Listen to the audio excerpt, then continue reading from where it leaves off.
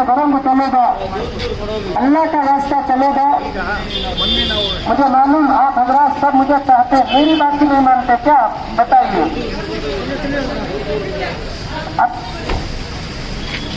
अल्लाह के रास्ते अपने अपने घरों को चलो भाई।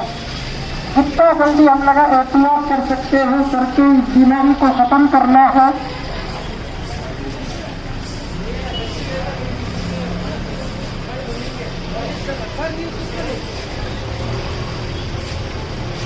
देखो रमजानुल मुबारक भी करीब है, शब बारात भी करीब है। जल्दी जल्दी हम लोग एहतियात करके दुआ करके इसे खत्म करेंगे तो बहुत जल्दी ये लॉकडाउन खत्म हो जाएगा। देखो ये गाड़ियों में, टू व्हीलर में अपने घर की औरतों को बिठा लेकर जाना भी गलत है। हम चले जाओ, अपने अपने घरों को चले जाओ। गुजारिश है, अल्लाह रसूल का रास्ता लिए तो